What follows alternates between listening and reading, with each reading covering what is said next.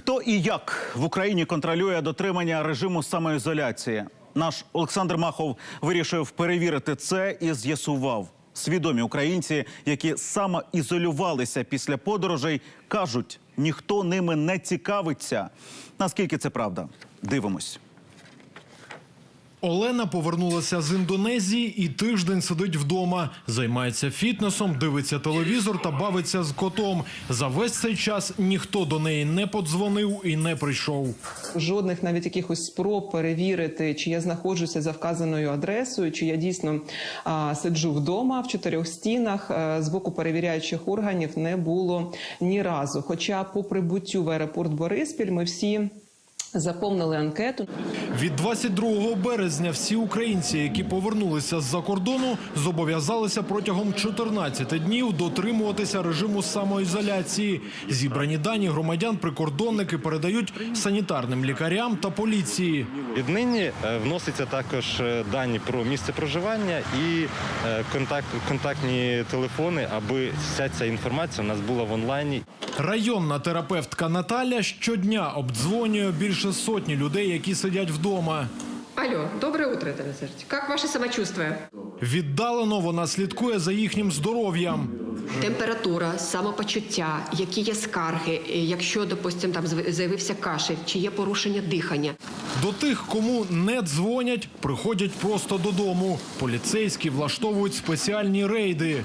Скажіть, будь ласка, ви нещодавно приїхали за кордон, правильно? Так. Патрульні вибірково навідуються до ізольованих. І якщо не застають тих, можуть оштрафувати.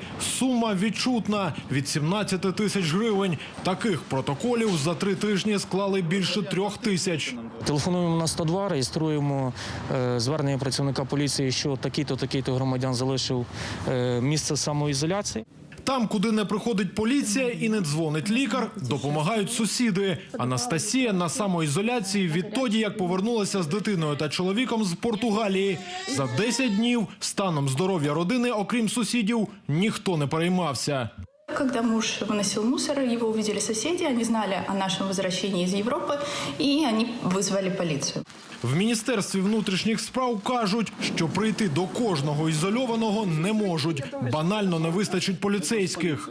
Зробити це тотально стосовно всіх, за різними оцінками, там понад 140 тисяч наших громадян, які в'їхали за останні 2-3 тижні з іноземних країн на територію нашої держави, нереально. Безумовно, цей контроль є вибірковим. Тому в поліції покладаються на свідомість громадян. Якщо ви залишилися вдома на самоізоляції, але до вас ніхто не телефонує і не приходить спитати про стан вашого здоров'я, то ви самі можете зателефонувати та проконсультуватися на одну з гарячих ліній – урядову, Міністерство охорони здоров'я або Національної служби здоров'я. Вас вітає Національна служба здоров'я України. Я не маю лікаря сімейного. Куди мені звертатися? Куди зателефонувати, якщо симптоми якісь будуть? До поліклініки, яка найближча, або 103.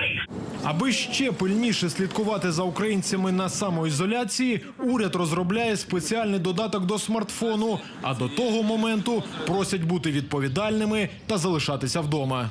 Олександр Махов, Оксана Лобойко, Юлія Бабак, Руслан Кузьгов та Роман Гребельник. Новини сьогодні.